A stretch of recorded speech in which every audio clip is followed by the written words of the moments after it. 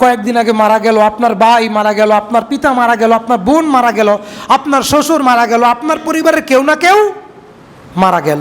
পৃথিবী যেমনই ছিল তেমনই আছে। আপনার পিতার যদি তিন পাখি সম্পদ থাকে, সেটা এখনো আছে, কিন্তু আপনার পিতা নাই।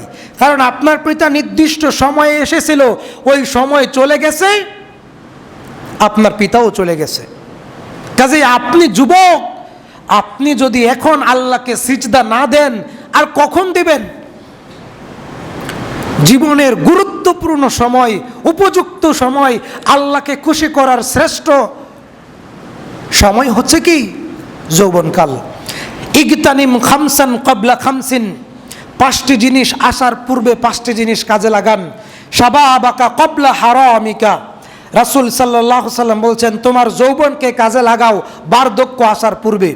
যৌবনকালের ইবাদত সবচেয়ে গুরুত্বপূর্ণ ইবাদত। শাবাবাকা ক্বাবলা হারামিকা, যৌবনকে কাজে লাগাও বার্ধক্য আসার পূর্বে। ওয়াসিহ্হাতাকা ক্বাবলা সাকামিকা, সুস্থতাকে কাজে লাগাও অসুস্থতার পূর্বে। আজকে আপনি সুস্থ আছেন, নামাজ পড়েন না, গীবত করেন, চুগলখড়ি করেন, বদমাইশি করেন, দুর্নীতি করেন, জুলুম করেন, নির্যাতন করেন দলীয় দাপটে, টাকার ক্ষমতায়। আর যেদিন আপনি দুর্বল হয়ে বিছানায় পড়ে থাকবেন, বলবেন, বাবা রে, মসজিদের ইমাম সাহেবকে খবর দে, তওবা করব। সেদিন আপনার তওবা তো কবুল হবে না। এজন্য আল্লাহ রাসূল বলছেন, ওয়াসিহ্হাতাকা ক্বাবলা সাকামিক, সুস্থতাকে কাজে লাগাও অসুস্থতার পূর্বে। আল্লাহ রাসূল বলছেন, ওয়াগিনাকা ক্বাবলা ফাকারিক, তোমার সচ্ছলতাকে কাজে লাগাও অসচ্ছলতার পূর্বে। মানুষের আর্থিক অবস্থা সবসময় একরকম থাকে না। যখনই অর্থ সম্পদ বেশি থাকবে, তখনই বেশি পরিমাণে দান করবেন। আল্লাহ তাআলা বলছেন, ইয়া আইয়ুহাল্লাযীনা আমানুত্তাকুল্লাহ ওয়াল তানজুর নাফসুম মা কদ্দামাত লিগাদ ওয়াত্তাকুল্লাহ ইন্নাল্লাহা খাবীরুম বিমা তা'মালুন। তুমি তোমার মৃত্যুর পরবর্তী জীবনের জন্য কি জোগাড় করেছো? কথা বুঝেন আমার? বুঝেন? তুমি তোমার মৃত্যুর পরবর্তী জীবনের জন্য কি জোগাড় করেছ? একটু ভেবে দেখো তো, মৃত্যুর পরবর্তী সময়ের জন্য কি পাথেয় সঞ্চয় করেছ? একটু ভেবে দেখো তো। রাসূল সাল্লাল্লাহু আলাইহি ওয়াসাল্লাম বলছেন, গিনাকা ক্বাবলা ফাকরিক, অসচ্ছলতা আসার পূর্বে সচ্ছলতাকে কাজে লাগাও। ওয়া ফারাগাকা ক্বাবলা শুগলিক, আল্লাহ রাসূল বলছেন, তোমার অবসর সময়কে কাজে লাগাও জীবনে ব্যস্ততা থাকার পূর্বে। আজকে যুবক, বাবার হোটেলে খাও, স্ত্রী নাই, সন্তান নাই, তুমি আজকে বেশি বেশি ইবাদত করো, বেশি বেশি নফল রোজা রাখো, বেশি বেশি রুকু করো, বেশি বেশি সিজদা করো, বেশি বেশি জিকির করো। কারণ বিবাহের পরে চাকরি খুঁজতে হবে, কাজ করতে হবে, সন্তান হবে, সংসার বড় হবে, দায়িত্ব কাঁধে চলে আসবে।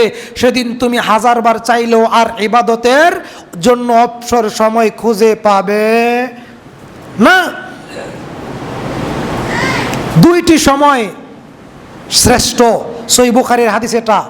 আসিহাতু ওয়াল ফারাগু, অবসর সময় এবং সুস্থতা, এটা বান্দা পায় কিন্তু কাজে লাগাইতে পারে না। অবসর সময় বান্দা পায় কিন্তু কাজে লাগাইতে পারে না। অবসর সময় বান্দা পায় কিন্তু আড্ডায়, দুনিয়ার চিন্তায় সময় কাজে লাগাই দেয়, নষ্ট করে দেয়, কিন্তু আল্লাহর পথে ব্যয় করে না, ইবাদতে ব্যয় করে না। এজন্য আল্লাহ রাসূল সাল্লাল্লাহু আলাইহি সাল্লাম বলছেন, ওয়া হায়াতাকা ক্বাবলা মাউতিকা, মৃত্যু আসার পূর্বে জীবনকে কাজে লাগাও। মৃত্যু আসার পূর্বে জীবনকে কাজে লাগাও। তাহলে মৃত্যু আসার পূর্বে জীবনকে কিভাবে কাজে লাগাবেন? নেকামলের মাধ্যমে। কিসের মাধ্যমে? নেকামলের মাধ্যমে।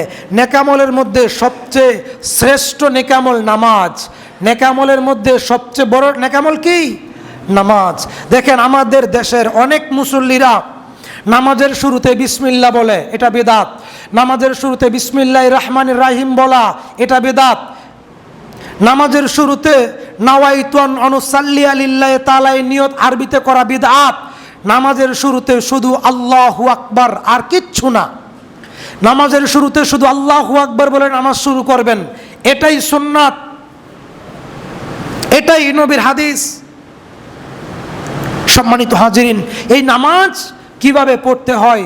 এই নামাজ যদি ঠিক না হয় তাহলে আপনার পরকালও ঠিক ধ্বংস হবে, আপনার দুনিয়াও ধ্বংস হবে। কাজেই আমরা আজকে সূরা গাশিয়ার 1 থেকে নিয়ে 7 নম্বর আয়াত পর্যন্ত এই বিষয়গুলো আমরা শুনলাম।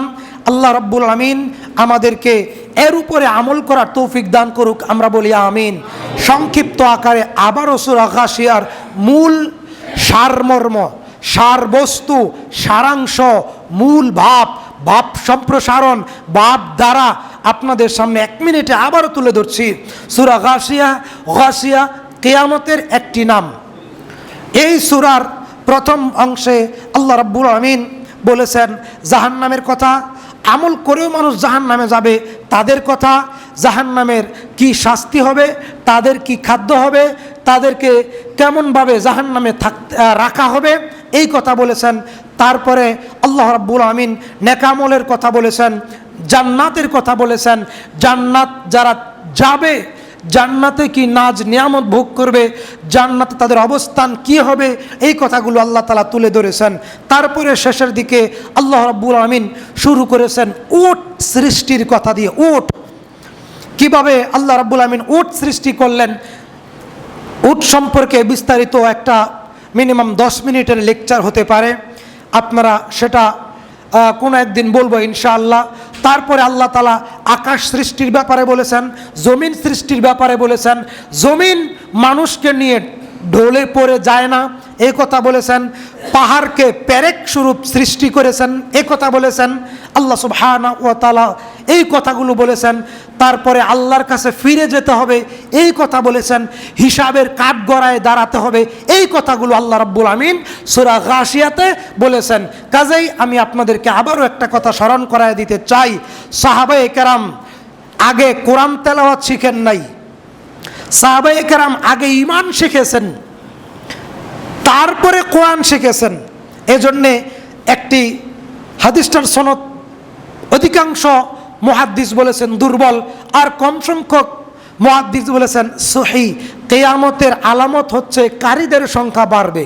কারী, কোরআন তেলাওয়াতকারী, হাফেজ, কোরআন তেলাওয়াতের প্রতিযোগিতা, সুরালু কণ্ঠে, মন মাতানো কণ্ঠে তেলাওয়াত করবে, এটা কিয়ামতের আলামত।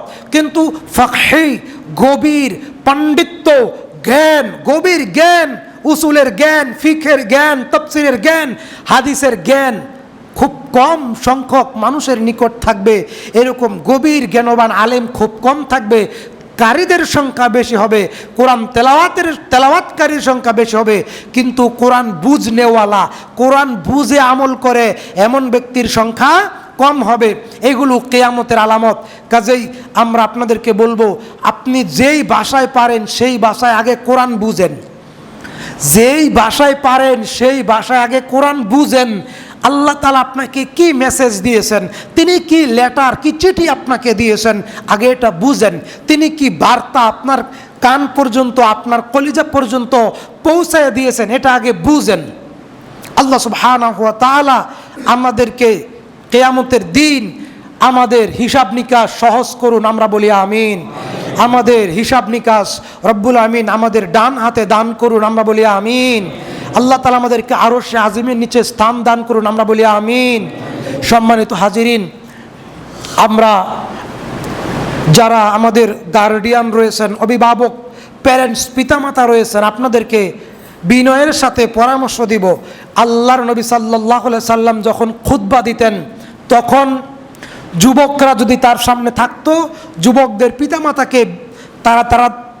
যুবকদের পিতামাতারা যেন তাদের সন্তানদেরকে তাড়াতাড়ি বিবাহের ব্যবস্থা করায় দেয়। এই পরামর্শ আল্লাহ নবী সাল্লাল্লাহু আলাইহি ওয়াসাল্লাম